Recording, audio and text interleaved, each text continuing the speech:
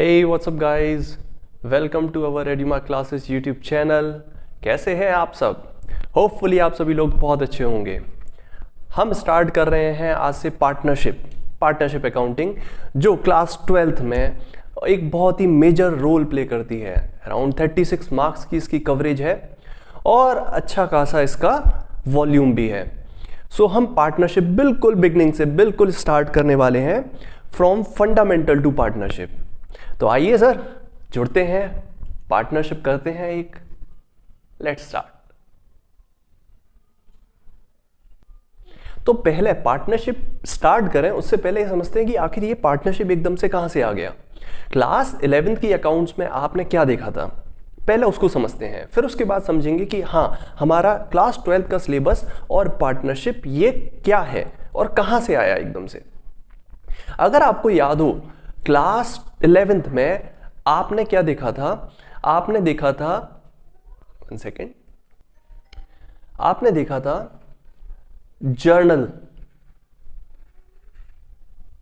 Journal entries करना सीखा था आपने देखा था लेजर्स बनाना, किस किस तरीके से लेजर्स बनाए जाते हैं। देन आपने उसका ट्रायल बैलेंस भी बनाया था, और उसके बाद और भी बहुत सारी चीजें थी। लेकिन मैं अगर अकाउंट्स के सीक्वेंस की बात करूं तो सीक्वेंस में फिर ट्रायल बैलेंस बनाने के बाद आपने बनाए थे फाइनल अकाउंट्स, जिसमें आपने बनाया था ट्रेडिंग अकाउंट, जिसमें आपने बनाया था P&L अकाउंट, और आपने बनाया था बैलेंस शीट। याद आया? बिल्कुल याद आया होगा। फाइनल अकाउंट या ट्रायल बैलेंस या लेजर या जर्नल, ये सब क्या थी? आपकी अकाउंट्स की एक प्रोसेस थी, ठीक है, जो आपने एक डेफिनेशन में भी पढ़ी होगी कि accounting is an art of recording, classification, summarising, analysing and interpreting. So इस प्रोसेस में आपने देखा था कि हम सबसे पहले किसी भी बिजनेस में ट्रांजैक्शंस होते हैं, उन ट्रांजैक्शंस को हम पहले रिकॉर्ड करते हैं, और रिकॉर्ड करने के बाद हम उसका क्लासिफिकेशन करते हैं, यानी उनके लेजर अकाउंट्स ओपन करते हैं, और फिर उसके बाद उसको समराइज करते हैं ट्रायल बैलेंस बनाकर एंड फाइनल अकाउंट्स बनाकर। जिसमें हम क्या जानना चाहते हैं? फाइनल अकाउंट्स बनाकर हम ये जानने की कोशिश करते हैं कि जो एंटरप्राइज है, जो बिजनेस है, उसको कितना प्रॉफिट हुआ, कितना लॉस हुआ, और उसकी फाइनेंशियल पोजीशन कैसी है, यानी उस बिजनेस की परफॉर्मेंस कैसी है, प्रॉफिट और लॉस।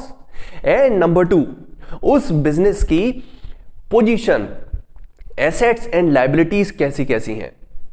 आपने ये 11th क्लास में अच्छे से पढ़ा था। क्लियर? तो क्या 12th क्लास में हमें अब ये नहीं करना? क्या हमें जर्नल नहीं बनाने? क्या हमें लेजर नहीं बनाने? या हमें फाइनल अकाउंट्स नहीं बनाने? नहीं सर, बनाने अब भी हमें फाइनल अकाउंट्स हैं, अब भी हमें ट्रेडिंग P&L या बैलेंस शीट्स बनानी होंगी। लेकिन अब हमें प्रॉफिट्स कैलकुलेट करने होंगे, लेकिन अब हमें दूसरे पर्सपेक्टिव से।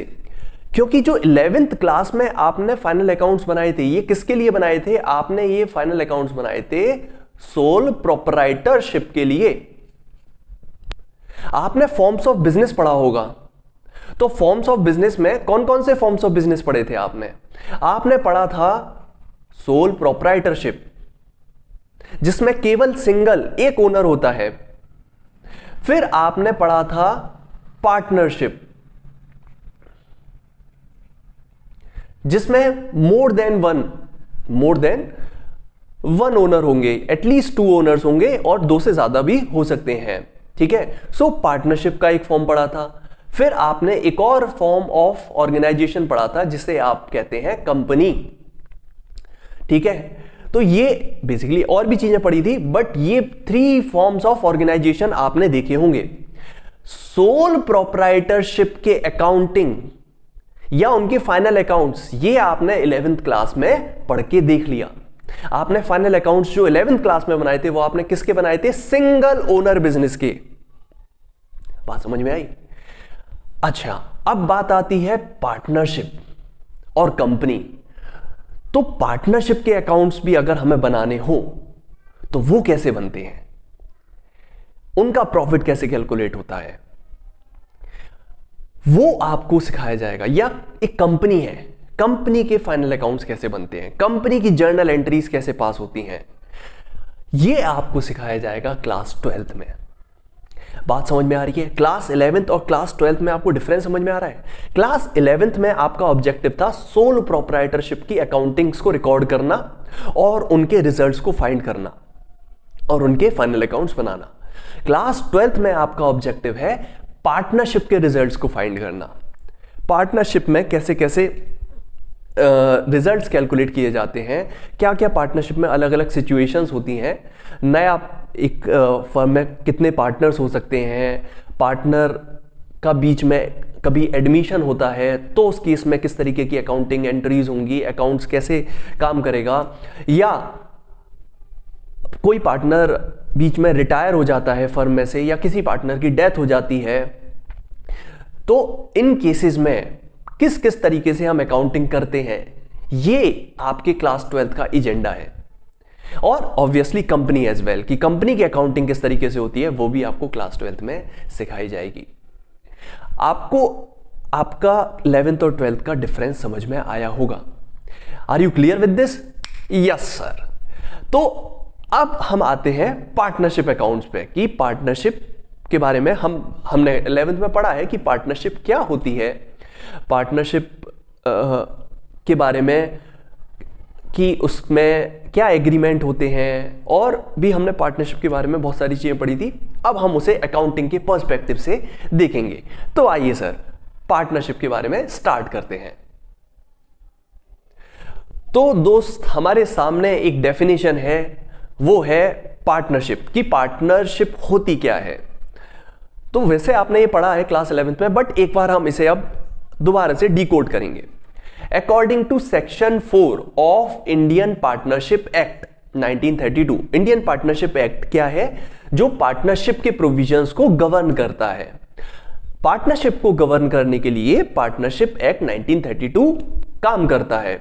जैसे कि आपने पढ़ा होगा 11th क्लास में, कंपनीज को गवर्न करने के लिए कौन सा एक्ट होता है? जल्दी से, यस, कंपनीज एक्ट 2013। इसी तरीके से पार्टनरशिप को गवर्न करने के लिए पार्टनरशिप एक्ट 1932 है हमारे पास। वो हमें पार्टनरशिप की डेफिनेशन बताता है। क्या है पहले देखते हैं। Partnership is the relations between, very good, two और मोर पर्संस। पार्टनरशिप कितने लोगों के बीच रिलेशन है? टू और more persons who have agreed to share the profits of the business carried on by all or any of them acting for all।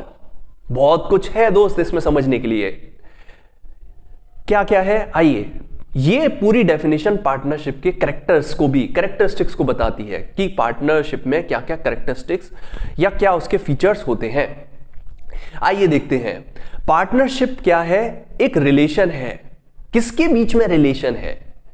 दो या दो से ज्यादा लोगों के बीच में रिलेशन है। यानी ये सोल प्रोप्राइटरशिप नहीं है जहां एक ही इंसान ओनर होता था। यहां कम से कम दो लोग होंगे जिनके बीच में पार्टनरशिप रिलेशनशिप एग्जिस्ट करेगी। तो कम से कम चाहिए पार्टनरशिप बनाने के लिए दो या दो से ज्यादा लोग। किस लिए? अरे किस लिए आ रहे हैं दो लोग? डांस करने के लिए नहीं। Who have agreed to share profits, जो किस लिए एग्री हुए हैं, साथ में आए हैं ताकि वो प्रॉफिट शेयर करेंगे। किसके प्रॉफिट शेयर करेंगे? कहां से आएगा प्रॉफिट? बिजनेस का प्रॉफिट।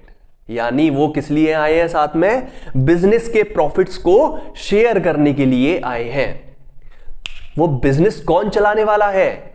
वो बिजनेस या तो सभी मिलके चला सकते हैं, सभी लोग मिलके चला रहे हो, जितने पार्टनर्स हैं वो सब मिलके चला रहे हैं, या उन सब के बिहाफ पे कोई एक ही बंदा या एक ही पार्टनर उसे चला रहा है। कितनी बढ़िया डेफिनेशन है। दो या दो से ज्यादा लोग होंगे और वो साथ में आएंगे। और किस लिए साथ में आएंगे? प्रॉफिट्स को शेयर करने के लिए। कहां किसके प्रॉफिट्स को शेयर करना है? बिजनेस के प्रॉफिट्स को शेयर करना है। और उस बिजनेस को कौन चलाएगा? उस बिजनेस को सभी पार्टनर्स चला सकते हैं या उन सबके बिहाफ पर कोई एक काम कर सकता है। This definition gives the features of the partnership. तो आइए देखते हैं पार्टनरशिप के क्या क्या फीचर्स हमें देखने को मिलते हैं। सबसे पहला फीचर, दो या दो से ज्यादा लोग। There must be at least 2 persons। कम से कम कितने लोग होने चाहिए? 2 लोग होने चाहिए फॉर अ वैलिड पार्टनरशिप। यानी एक बंदा क्या अपने साथ ही पार्टनरशिप करेगा? क्या नहीं कर सकता, पॉसिबल ही नहीं है। किसके साथ करेगा? अपनी सोल के साथ? अरे नहीं भाई, नहीं, कम से कम 2 लोग चाहिए।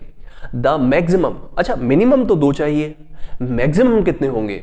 The maximum number of partners can not exceed the prescribed limit.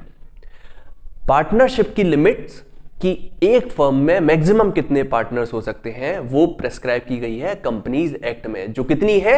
Maximum 50 partners हो सकते हैं इन एनी बिजनेस, चाहे वो बैंकिंग बिजनेस हो या नॉन बैंकिंग बिजनेस हो। यानी मिनिमम 2 लोग चाहिए, मैक्सिमम 50 लोग चाहिए। 50 लोगों के ज्यादा पार्टनरशिप नहीं हो सकती। नंबर 2 फीचर है पार्टनरशिप का। कैसे पहचानोगे कोई बिजनेस कि ये पार्टनरशिप है या नहीं है? बहुत जरूरी। नंबर 2 क्या है? एग्रीमेंट। पार्टनरशिप, देखिए एक सोल प्रोप्राइटरशिप जब बिजनेस होता है तो बंदा आता है और उसे किसी के साथ कोई एग्रीमेंट करने की जरूरत नहीं पड़ती है। किसके साथ करेगा? कोई पार्टनर थोड़ी है। लेकिन जब यहां 2 लोग आ रहे हैं तो 2 लोग साथ में आते हैं तो उनको क्या चाहिए? एक एग्रीमेंट चाहिए होता है। एग्रीमेंट कि हां हम और तुम साथ में आ रहे हैं। किस लिए आ रहे हैं? बिजनेस करने के लिए। इस बात का एग्रीमेंट चाहिए होता है। So partnership comes into existence. Partnership existence कैसे होती है?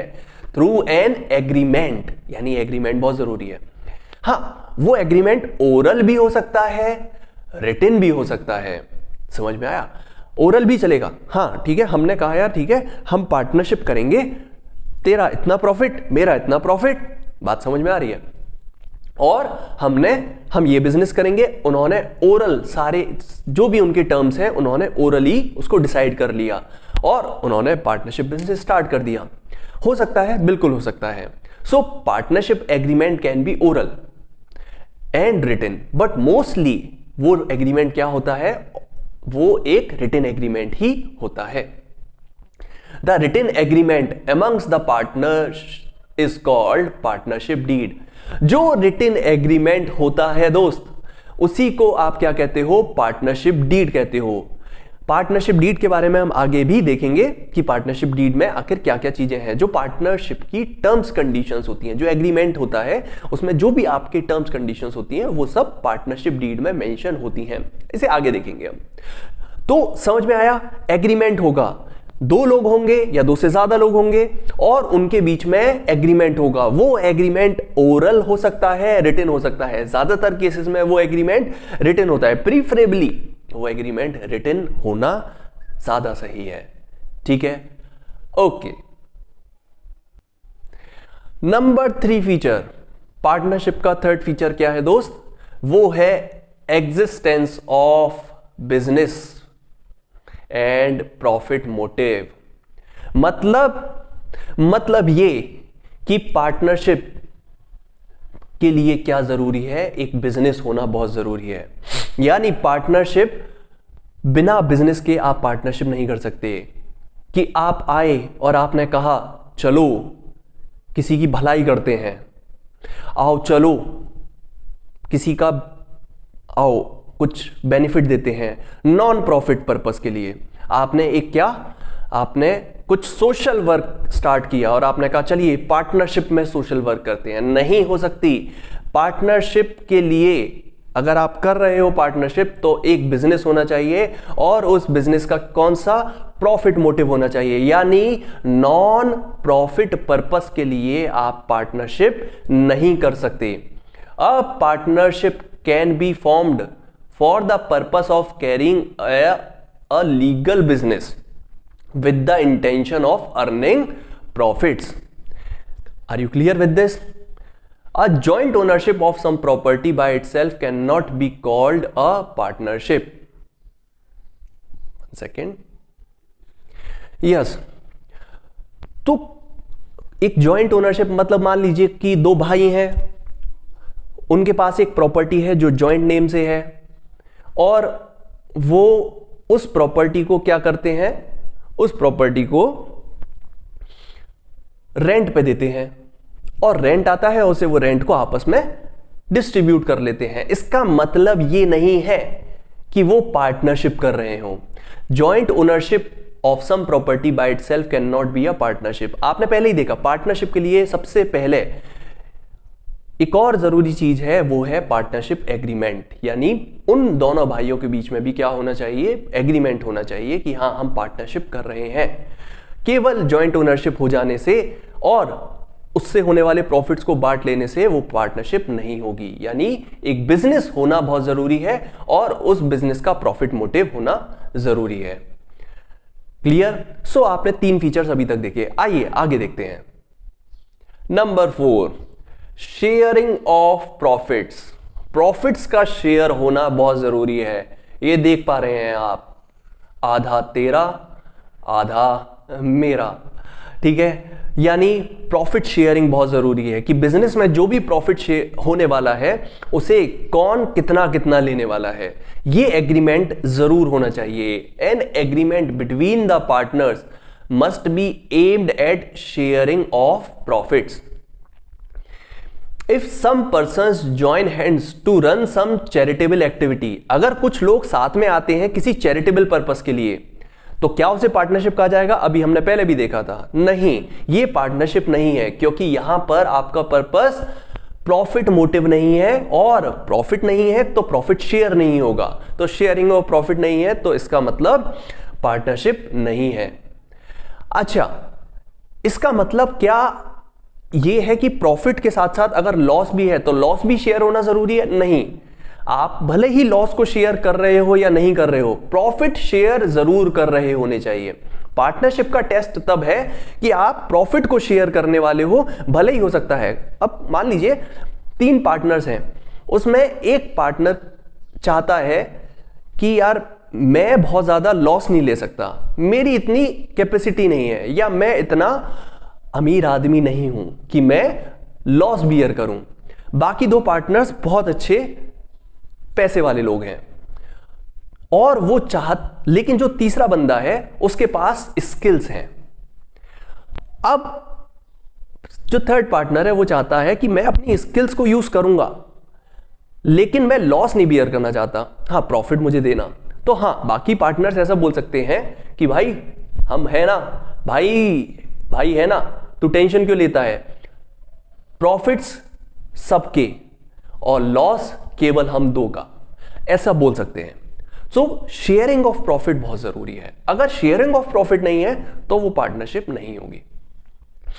If a partner is deprived of his right to share the profit of the business, he can not be called as a partner. अगर partner को आप profit नहीं दे रहे हो तो फिर वो एक पार्टनरशिप नहीं है और वो पार्टनर नहीं है। लॉस नहीं दे रहे हो वो चलेगा। Are you clear? So 4th feature आपने देखा, sharing of profits. 5th feature, business carried on by all और any of them acting for all. Business कौन कैरी कर सकता है? एक बंदा या सारे बंदे। It means that each partner can participate in the conduct of the business। यानी हर एक पार्टनर को ये राइट है पार्टनरशिप में कि वो बिजनेस को बिजनेस को चला सकता है। बिजनेस में क्या, 1 सेकेंड,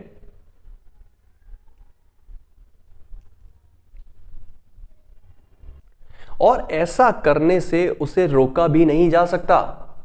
यानी अगर वो पार्टनर बिजनेस में पार्टिसिपेट करना चाहता है तो फिर आप उसे ऐसा करने से रोक नहीं सकते। हर एक पार्टनर का ये राइट है, each partner can participate in the conduct of the business and each partner is bound by the act of other partner. और क्योंकि सभी पार्टनर्स, अब एक पार्टनर ने अगर कोई काम किया है तो दूसरे पार्टनर ये नहीं कह सकते नहीं नहीं नहीं नहीं, नहीं हम नहीं जानते, ये तो इसने किया है। अगर एक पार्टनर ने कहीं से गुड्स खरीदा, सामान खरीदा फर्म के लिए, अपने लिए नहीं, कहीं से फर्म के लिए अगर गुड्स खरीदा और जब पेमेंट की बारी आई तो बाकी जो पार्टनर्स हैं वो ये नहीं कह सकते कि अरे भाई ये तो इसने खरीदा है, इससे मांगो, हमसे मत मांगो। बिल्कुल नहीं, ये गलत है। सभी पार्टनर्स अपने एक्ट से, अपने काम से दूसरे पार्टनर्स को बाउंड करेंगे। ये हम नेक्स्ट वाले पॉइंट में भी देखेंगे। सो सभी पार्टनर्स क्या कर सकते हैं, बिजनेस कैरी कर सकते हैं, एनी ऑफ देम, या उन सब के बिहाफ पे कोई एक पार्टनर भी एक्ट कर सकता है। And last point is relationship of principal and agent. Principal agent relationship बहुत ही बड़ा और इंपॉर्टेंट फीचर है। प्रिंसिपल और एजेंट रिलेशनशिप, पार्टनरशिप का ट्रू टेस्ट ही ये होता है कि पार्टनर्स के बीच में कौन सा रिलेशनशिप होना चाहिए, प्रिंसिपल और एजेंट का। यानी हर एक पार्टनर अपने आप में प्रिंसिपल बोले तो ओनर, हर एक पार्टनर अपने आप में ओनर भी है। क्यों? क्योंकि ओनर अपने काम से किसको बाउंड करेगा, बाकी सब पार्टनर्स को बाउंड करेगा।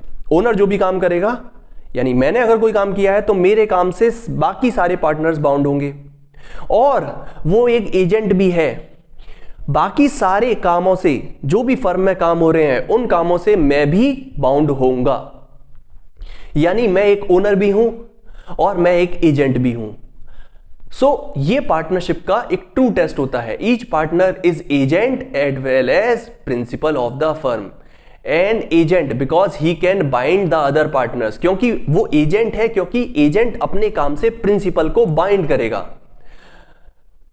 एंड प्रिंसिपल है because he himself can be bound by the act of other partners, और वो अपने आप में प्रिंसिपल भी है क्योंकि वो औरों के काम से खुद भी बाउंड होगा। बात एकदम समझ में आई, यानी वो ओनर भी है। So these are the features of partnership. क्या क्या फीचर्स देखे दोस्त, जल्दी से। सबसे पहले पार्टनरशिप के लिए हमें 2 लोगों की जरूरत है, मिनिमम 2 मैक्सिमम 50। नंबर 2, पार्टनरशिप के लिए क्या होना चाहिए, उनके बीच में एग्रीमेंट होना बहुत जरूरी है। नंबर 3, पार्टनरशिप में क्या होना चाहिए, बिजनेस होना चाहिए।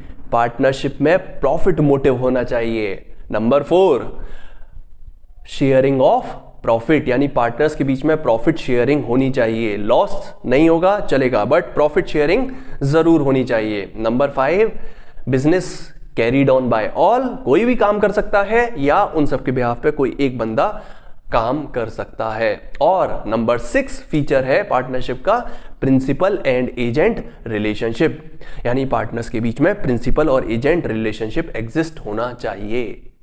Are you clear with this? अभी अकाउंटिंग पे हम आएंगे, पहले हम पार्टनरशिप को अच्छे से समझ लें कि पार्टनरशिप होता क्या है। ठीक है, क्योंकि इसमें पार्टनरशिप, इसलिए इस चैप्टर का नाम क्या है, फंडामेंटल ऑफ पार्टनरशिप। पार्टनरशिप के सभी बेसिक चीजों को यहां पे समझाया जाएगा और उसके बाद फिर हम आगे की इसमें अकाउंटिंग में आएंगे। आइए आगे बढ़ते हैं। Now the next is partnership deed. Sir ये पार्टनरशिप डीड क्या है? अभी अभी हमने देखा था पार्टनरशिप के लिए हमें क्या चाहिए, हमें चाहिए एग्रीमेंट। और एग्रीमेंट ओरल भी हो सकता है, रिटन भी हो सकता है। बट ओरल एग्रीमेंट आप जानते हो, ओरल एग्रीमेंट को प्रूफ करना पॉसिबल नहीं है।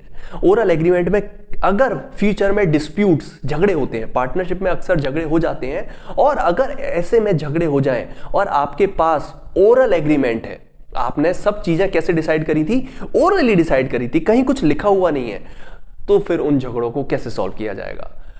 फिर कोई पार्टनर कोई बात बोलेगा, कोई पार्टनर कोई बात बोलेगा, यानी उस कंडीशन में चीजों को, उन डिस्प्यूट्स को रिजॉल्व करना क्वाइट इम्पॉसिबल। इसीलिए क्या प्रेफरेंस दी जाती है कि पार्टनरशिप रिटन होना चाहिए। और जब पार्टनरशिप रिटन होती है तो आप उसे क्या बोलते हो, पार्टनरशिप डीड बोलते हो।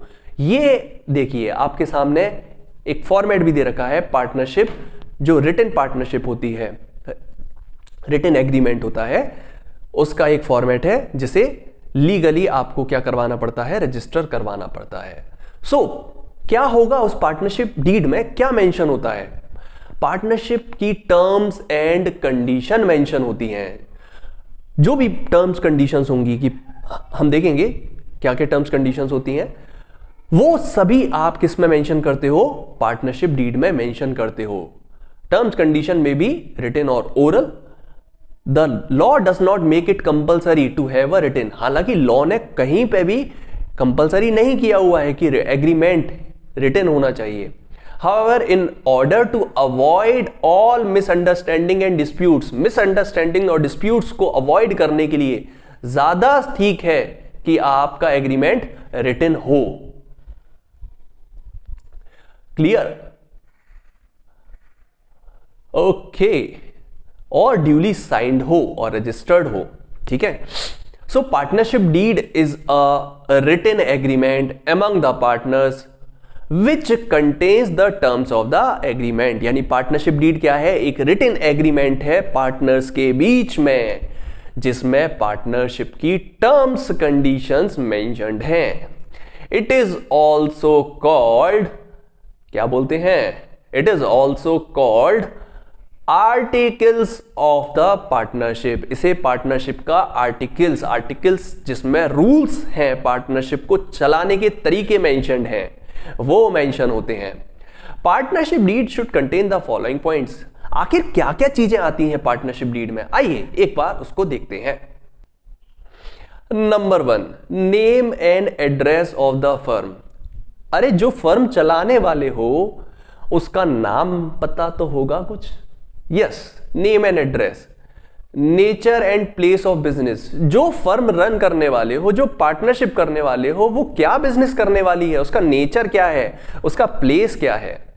ड्यूरेशन, पार्टनरशिप कितने टाइम तक चलेगी, लिमिटेड पीरियड पार्टनरशिप है या पार्टनरशिप लॉन्ग ड्यूरेशन है। आपने पढ़ा होगा अलग अलग तरीके की पार्टनरशिप होती है, पार्टनरशिप एट विल होती है या फिक्स्ड पीरियड पार्टनरशिप होती है, जिसमें एक पीरियड मेंशन होता है कि इतने टाइम तक या पर्टिकुलर वेंचर के लिए, पर्टिकुलर प्रोजेक्ट के लिए हम पार्टनरशिप कर रहे हैं, जैसे ही प्रोजेक्ट खत्म हो जाएगा पार्टनरशिप खत्म हो जाएगी।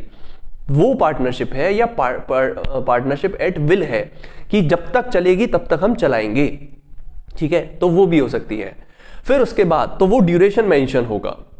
Number 4, capital contribution by each partner. अरे हर एक पार्टनर कितनी कितनी कैपिटल, अरे पैसा कितना लेके आ रहा है, पैसे की तो बात है, तो कितना पैसा लेके आ रहे हो पार्टनरशिप में, कैपिटल कंट्रीब्यूशन। ठीक है, वो भी मेंशन होगा। इंटरेस्ट ऑन कैपिटल, क्या पार्टनर्स को कैपिटल पर इंटरेस्ट दी जाएगी या नहीं दी जाएगी। Drawings and interest on drawings, partners कितना कितना पैसा ड्रॉ कर सकते हैं, कब कब कर सकते हैं, उसकी टर्म्स कंडीशंस मेंशन होती हैं कि ऐसा नहीं है रोज आप पार्टनरशिप में से रोज आप 10,000 रुपए निकालना शुरू कर दो कि हाँ हमें तो जरूरत है, हमें तो घर चलाना है ना। तो वो आप टर्म्स डिसाइड कर सकते हो कि कितना पैसा ड्राइंग किया जा सकता है और उस ड्राइंग पर कितना इंटरेस्ट चार्ज किया जाएगा। नंबर 7, क्या मेंशन होगा डीड में? Profit sharing ratio. ये तो सबसे जरूरी है, और भी जरूरी है बट ये तो बहुत जरूरी है। प्रॉफिट कितना, कौन कितना प्रॉफिट लेने वाला है, आधा तेरा आधा मेरा, या 60 तेरा 40 मेरा, या 90 मेरा 10 तेरा। ठीक है, कितना कितना प्रॉफिट होने वाला है, तो प्रॉफिट शेयरिंग रेशियो कितना होगा वो भी यहां पर मेंशन होता है। और क्या मेंशन होता है? Interest on loan. अगर पार्टनर ने फर्म को लोन दिया है या फर्म ने पार्टनर को लोन दिया है, दोनों ने एक दूसरे को किसी को भी लोन दिया है, तो उस पर कितना इंटरेस्ट हम चार्ज करने वाले हैं या कितना इंटरेस्ट हम देने वाले हैं वो भी मेंशन होता है। पार्टनर्स को कितना सैलरी या कमीशन मिलेगा, मंथली सैलरी या कमीशन डिसाइड कर सकते हो आप। जो ज्यादा काम कर रहा है भाई उसको सैलरी मिलनी ही चाहिए। Methods of valuation of goodwill, ये सभी चीजें है ना, ये आगे आप सब चीजें देखने वाले हो। Method of valuation of goodwill, ये सब आप देखोगे। गुडविल कैसे कैसे वैल्यू की जाती है, कौन कौन से मेथड्स होंगे, जब भी गुडविल वैल्यू की जाएगी फर्म में जरूरत पड़ेगी तो कौन से मेथड्स होंगे, आप नेक्स्ट चैप्टर में वैल्यूएशन ऑफ गुडविल को भी समझेंगे। Accounting period of the firm, duration of partnership, क्या अकाउंटिंग पीरियड फॉलो करेगी, मोस्टली वो 1 अप्रैल टू 31 मार्च ही होता है। Rights and duties of the partners and how disputes will be settled, क्या राइट्स एंड ड्यूटीज होंगे पार्टनर्स के, और अगर कोई डिस्प्यूट हो जाता है पार्टनर्स के बीच में तो वो किस तरीके से सेटल किया जाएगा। ठीक है, decision taken if some partners become insolvent, अगर कुछ पार्टनर्स इंसॉल्वेंट हो जाते हैं तो कौन डिसीजन लेगा, कैसे डिसीजंस लिए जाएंगे, उस पे भी आप क्या पार्टनरशिप डीड में मेंशन करके रखते हो। ओपनिंग ऑफ बैंक अकाउंट, और फर्म का बैंक अकाउंट क्या होगा, 1 second, yes, where it will be in the name of the firm or name of firm partners, ठीक है ना, वो किस नाम से होगा, और बैंक अकाउंट के बारे में कौन सी बैंक में होगा, या वो सारी जो बेसिक डिटेल्स होती हैं। Rules to be followed in case of admission, retirement और डेथ ऑफ अ पार्टनर। अगर पार्टनर का एडमिशन होगा, ये सारे आपके फ्यूचर चैप्टर्स हैं, है ना, पार्टनरशिप का ये सिलेबस है आपका। एडमिशन ये एक अपने आप में एक पूरा चैप्टर है, रिटायरमेंट एक चैप्टर है, डेथ एक चैप्टर है, ठीक है। सो इन सभी केसेस में क्या क्या रूल्स फॉलो होंगे, आप वो सब पार्टनरशिप डीड में पहले से ही मेंशन करके रखते हैं। Revaluation of assets and liabilities, ये भी आप आगे के चैप्टर्स में देखोगे, असेट्स और लायबिलिटीज का रिवैल्यूएशन। तो जब आप रिवैल्यूएशन करोगे तो फिर वो किन वैल्यूज पे रिवैल्यूएशन होगा या नहीं होगा, वो आप। इसी के साथ method of recording of firms account, firm के अकाउंट्स कौन सा मेथड फॉलो करेंगे, एक्रूअल बेसिस, कैश बेसिस, कौन सा मेथड आप फॉलो करने वाले हो फर्म्स अकाउंट्स, ठीक है। तो वो आप मोस्टली वो एक्रूअल बेसिस ही होगा। And date of commencement of partnership, partnership किस डेट से आप कमेंस कर रहे हो। सो और भी बहुत सारी चीजें हो सकती हैं। These are some of the illustrative examples which are mentioned in your partnership deed. Are you clear with this? Yes sir. Now, the next, rules applicable in the absence of partnership deed. अब देखिए, अभी अभी आपने देखा कि partnership deed में आप चीजों को मेंशन करते हो, लेकिन नंबर 1 हमने ये भी देखा कि पार्टनरशिप डीड जरूरी नहीं है कि एग्रीमेंट रिटन हो या पार्टनरशिप डीड हो, नंबर 1। तो पार्टनरशिप डीड अगर नहीं है तो इस केस में, उस केस में क्या प्रोविजंस फॉलो होते हैं, या पार्टनरशिप डीड है लेकिन ऐसा भी तो हो सकता है कि हर बात पार्टनरशिप डीड में लिखने से रह गई हो। ये थोड़ा ना कि आपने सारी बातें लिख ली हो सकता है कई सारी बातें पार्टनरशिप डीड में या कई सारे प्रोविजंस पार्टनरशिप डीड में नहीं लिख पाए हों। तो अगर पार्टनरशिप डीड किसी चीज को लेके साइलेंट है तो फिर उस केस में क्या प्रोविजन अप्लाई होंगे, और ये बहुत ही इंपॉर्टेंट है, वेरी इंपॉर्टेंट, क्योंकि आगे जो आप अकाउंटिंग भी देखेंगे उसमें भी ये आपको हेल्प करेगा जगह जगह, ठीक है। So number 1, profit sharing ratio. Profit sharing ratio क्या होने वाला है, अगर आपका पार्टनरशिप डीड या तो साइलेंट है, आपकी पार्टनरशिप डीड में मेंशन नहीं है कि क्या प्रॉफिट शेयर रेशो होने वाला है, या फिर पार्टनरशिप डीड है ही नहीं, तो फिर उस केस में आप, इन सभी केसेस में आपके पार्टनरशिप एक्ट के प्रोविजंस अप्लाई होते हैं, पार्टनरशिप एक्ट के प्रोविजंस अप्लाई होते हैं। और पार्टनरशिप एक्ट क्या बोलता है कि अगर आप नहीं डिसाइड करोगे तो फिर हम क्या मानेंगे, हम प्रॉफिट शेयरिंग रेशो इक्वल लेंगे। Are you clear? यानी अगर पार्टनरशिप डीड साइलेंट है तो प्रॉफिट किस रेशो में बटेगा, सभी में इक्वली डिस्ट्रीब्यूट होगा, भले ही कैपिटल किसी ने ज्यादा लगा रखी हो या किसी की कैपिटल कम हो। Similarly next, interest on capital. अगर इंटरेस्ट ऑन कैपिटल की बात करें, या तो आपने डिसाइड कर रखा होगा कि पार्टनर्स को कैपिटल पर हम सर्टेन परसेंटेज ऑफ इंटरेस्ट देंगे, या तो डिसाइड कर लो। और अगर आपने कुछ भी डिसाइड नहीं किया है तो फिर no interest on capital is allowed, तो फिर कोई भी इंटरेस्ट ऑन कैपिटल अलाउ नहीं की जाएगी। इसी तरीके से इंटरेस्ट ऑन ड्राइंग, अगर पार्टनर ड्राइंग करता है तो हो सकता है फर्म उस पर क्या चार्ज करे, इंटरेस्ट चार्ज करे। अगर वो इंटरेस्ट मेंशन है पार्टनरशिप डीड में कि इतना % इंटरेस्ट हम ड्राइंग्स पे चार्ज करेंगे तो ठीक है। लेकिन अगर आपने कुछ भी उसमें मेंशन नहीं किया है पार्टनरशिप डीड में, या आपकी पार्टनरशिप डीड है ही नहीं, तो इस केस में फिर कितना इंटरेस्ट ऑन ड्राइंग होगा? No interest on drawing is to be charged to any partner, यानी किसी भी पार्टनर से इंटरेस्ट ऑन ड्राइंग चार्ज नहीं की जाएगी। Are you clear? Okay, next is salary और कमीशन टू अ पार्टनर। भाई या तो पार्टनर्स को कितनी सैलरी मिलनी है ये सब डिसाइड कर लो, और अगर डिसाइड नहीं करोगे तो फिर जय राम जी की, नो सैलरी और commission allowed to any partner. फिर पार्टनरशिप एक्ट के प्रोविजन अप्लाई होंगे और वो कहेगा कि या तुमने डिसाइड नहीं किया इसलिए अब तुम्हें कोई भी सैलरी और कमीशन नहीं मिलेगा। इसी तरीके से interest on loan by a partner. Interest on loan by a partner, partner ने फर्म को लोन दिया, हमने या हम फर्म है, हमने अपने पार्टनर से लोन लिया, अब हमें उस पर इंटरेस्ट देनी पड़ेगी। कितना इंटरेस्ट देंगे?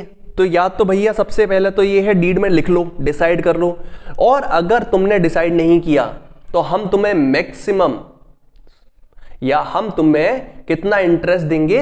6% पर एनम का इंटरेस्ट देंगे। अब तुम मांगने लग जाओ हमसे 10% का इंटरेस्ट, और पार्टनरशिप डीड में कुछ भी नहीं लिखा।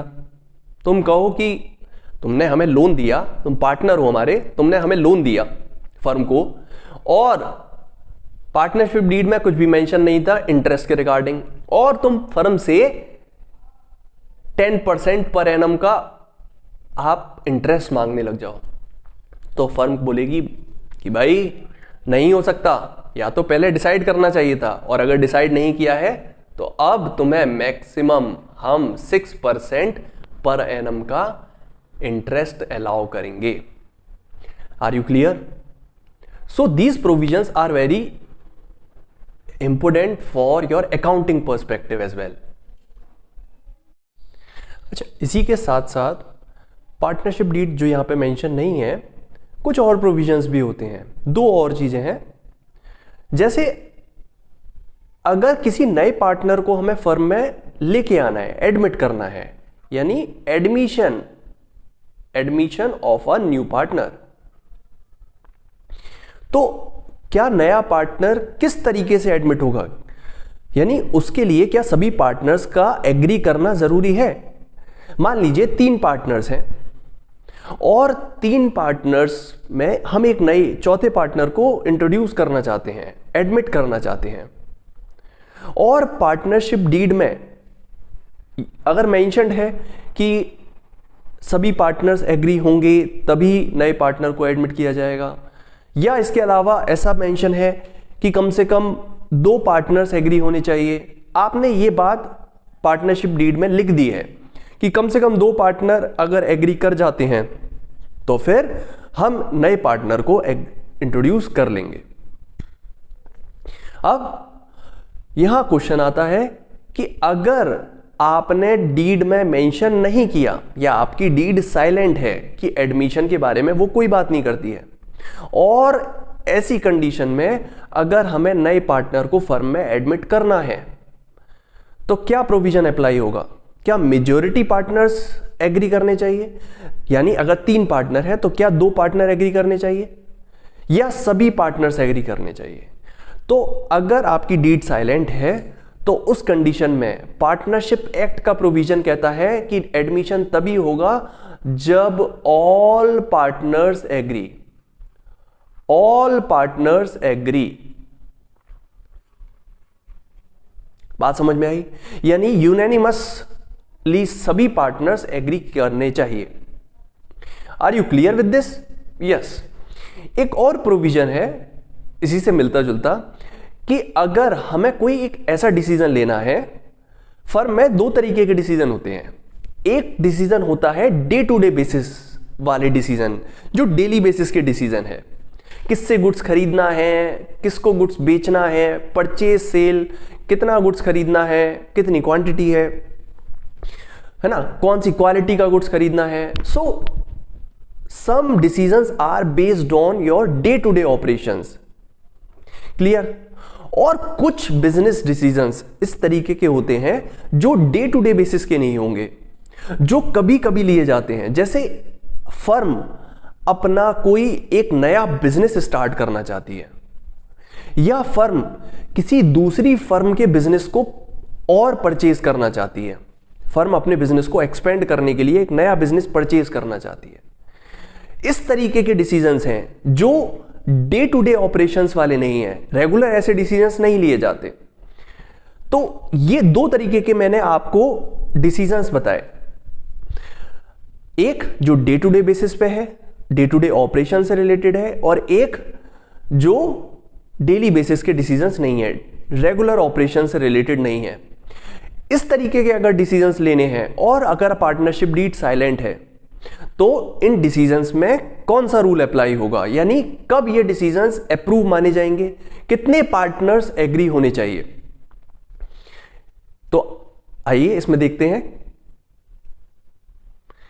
कि दो तरीके के डिसीजंस बताए मैंने आपको, कि एक है आपका डे टू डे ऑपरेशंस को इंपैक्ट, और एक है आपके special decisions, special matters, day to day matters और स्पेशल मैटर्स।